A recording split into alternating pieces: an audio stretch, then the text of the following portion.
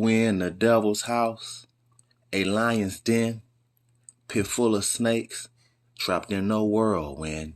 And as me world spin in hell's kitchen with hell's angels, facing constant danger. A picture says 1,000 words. If these pictures could talk, these photos from the past of what our ancestors was trying to tell us, what would they be telling us? Because in present day, modern books, these stories are called myths and legends, fairy tales. But what if fairy tales was real tales and real tales was fairy tales? What are these stories and these studies our ancestors or our people from the past tried to tell us or warn us about? Are we living in a world full of lies, or are we living in truth? Once upon a time, people burned books, lots of books. Why did they burn books? To keep the truth, hide things they didn't want to be seen, because history books are filled with lies. Whoever wins the war tells the story. Books burning is a deliberate destruction by fire of books or other written materials, usually carried out in the public.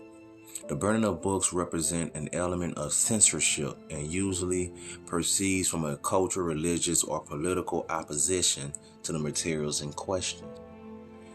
Book burning can be an act of keeping the truth away from the people and telling them what they want the people to know.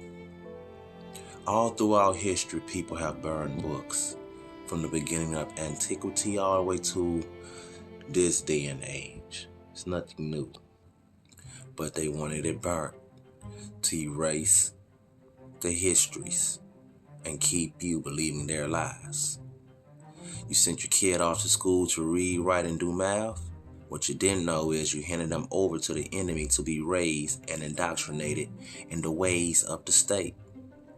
Do not indoctrinate your children. Teach them how to think for themselves, how to evaluate evidence, and how to disagree with you. Teach your children how to think, not what to think. And with that said, that brings me to what this is about. This presentation is about the truth, finding out what the truth is. Or are we going to listen to the lies that's been told? We're going to take a look at some people who written ancient manuscripts that modern scholars or today's school systems would like to say is lies, myths, folklore. But we're going to take a deeper dive and see if it's true. Who should we believe? Our modern teachers who teach us lies, or the people from the past? Dead man tales. Let's take a dive.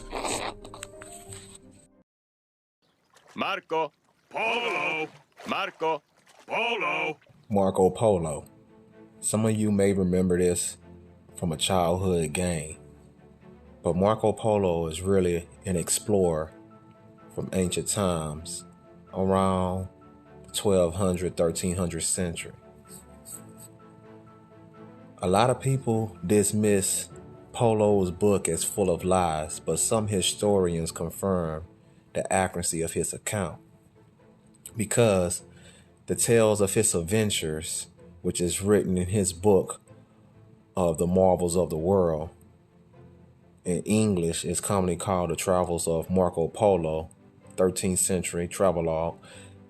He depicts and describes strange creatures that he's seen along the way. Here go an illustration of some of the creatures that he claimed to have seen.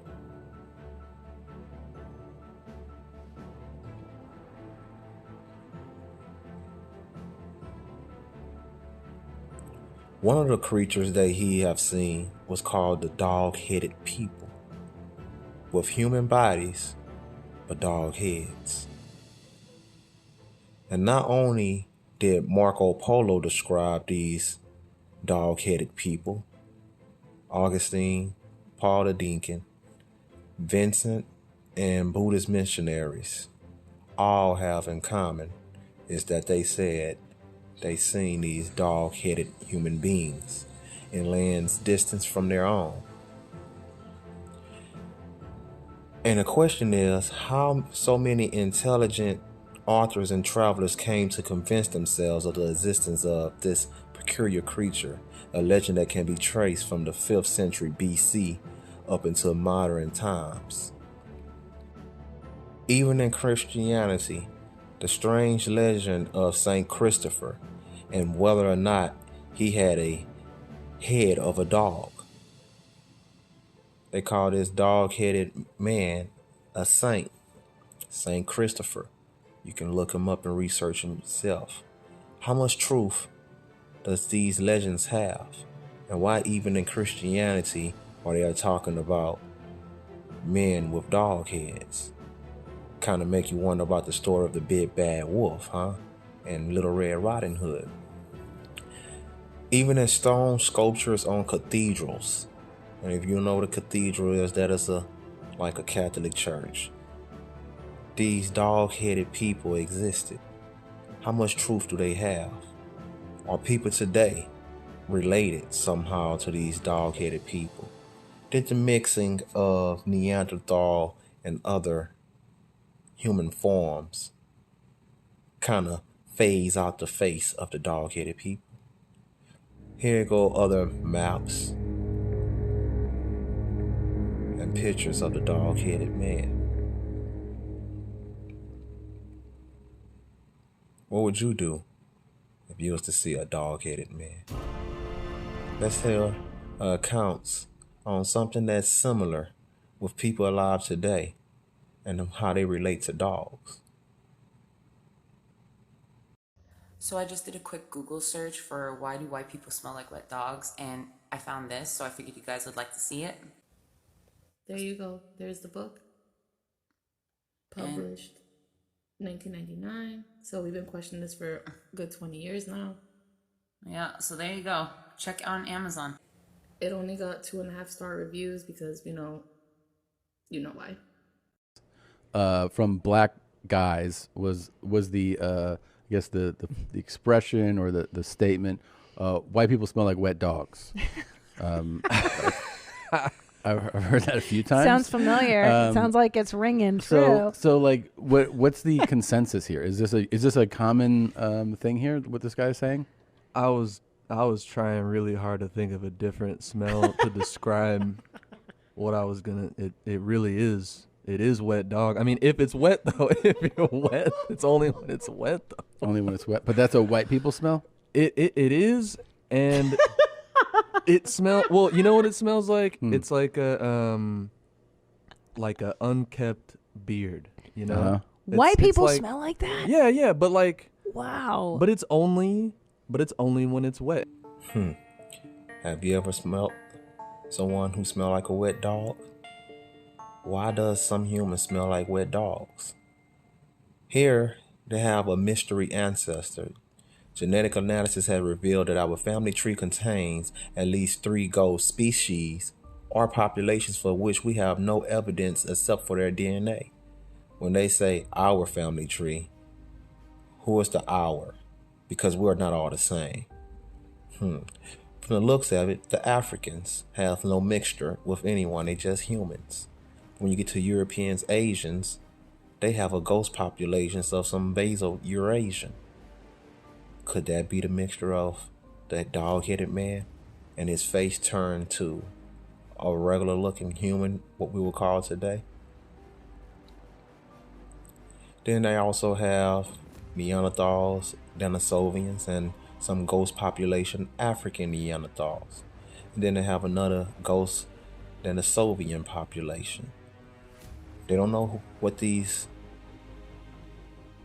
ghost species look like, but they know that it's found in certain people DNA across the globe. traces of mystery ancient humans found lurking in our genomes. The mixing of different species until they have what we call modern day man today, or human, or mankind. Why would you call someone mankind? Because they're not man, they're just some kind of man. The uneasy truth about human animal hybrids. Articles written on this, conversations, merging animal and human forms. From the BBC. The terms human-animal hybrid and animal-human hybrid refer to an entity that incorporates elements from both humans and non-human animals. These hybrids existed throughout social cultures for a long time, particularly in terms of mythology. While also being thought to be theoretically possible by scientific experimentation. So, could these dog-headed people have existed back then and through some kind of breeding program have blended in with the modern man DNA? Let's take a look at mystery babies that came out of nowhere. World fairs and incubator babies? Let's talk about it. Let's talk about the mysterious case of showman Dr. Martin Cooney, who was apparently the mastermind behind the bizarre phenomena of incubator babies during the World Fair era, during the late 1800s and early 1900s. The strange case of Dr. Cooney, how a mysterious European showman saved thousands of American babies. Dr. Martin Cooney opened a baby incubator exhibit in 1903 at Coney Island's newest seaside attraction, Luna Park. Premature babies were displayed at Lake Street Amusement Park. Premature babies would seem to be the least likely people to be part of a worldwide movement.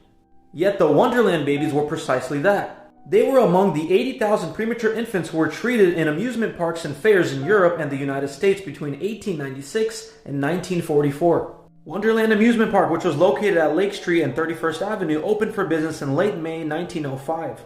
Wonderland and other parks like it were part of America's love affair with technology and provided fairgoers with the opportunity to see the wonders of modern science and carnival atmosphere.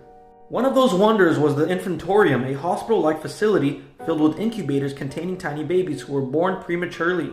The babies were not advertised as entertainment, but rather as scientific exhibit of the modern method of saving the premature born babies. In case you're wondering where many of these premature babies came from, a good percentage of these babies were foundlings, aka orphans during the 1800s. And that's a whole mystery on its own. During the late 1800s, there was a worldwide phenomenon of orphans. In Europe, in the Americas, and Asia, this phenomenon was everywhere. It's as if some kind of reset happened. So these are the infantoriums displayed at these world fairs. And a good chunk, I don't know the exact number because the records for a lot of these were lost, but a huge chunk of these premature babies were foundlings, were orphans.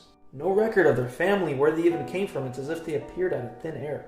But what makes this whole entire thing very strange is the fact that 80,000 or more of these premature babies were displayed at these mysterious-looking world fairs during the late 1800s and early 1900s. And the world fairs are a whole mystery on its own that I will talk about in future videos. But between 1896 and 1944, 80,000 or more premature babies were treated at these amusement parks. You would think that this type of incubator technology would be displayed at a hospital or some kind of facility to study these things, but it was at amusement parks throughout the world. Baby incubators. Just incredibly bizarre. Here's a picture of one of the infantoriums at these amusement parks. Infant incubators. Now the sign kind of threw me off a bit. Infant incubators with living infants? Like, why do they have to imply that it has living infants? Very bizarre and very strange. This is why I love the 1800s. It's such a mysterious time in history. So many weird things happening. The question to ask is, where did all these children come from to be putting them on display in a world fair in incubators? Who was the parents that gave up all these thousands of children? Or was this some kind of miracle and something like a scientific project where they was merging different species together, creating a new breed of human or mankind? Thoughts? Other people also explain strange creatures. This is a book called System of Nature, written by Carl Linnaeus. And in his book, he also showed these same dog-headed people and other mystery creatures or humanoids that existed in the earth during their time. And let's just take a look at what he showed. Here is a picture of a man with a face in their chest. Marco Polo also described these or had these in his book drawings. How true are these dead man tales? Should we believe the modern teachers of today? Smithsonian Museum, who doesn't show only 1% of all their collections that they collected around the world? Or should we believe these dead men who professors, scientists, physicians look to as the fathers or people before them who they respect for their craft? More strange pictures. Take a look at the pictures and y'all tell me what you think.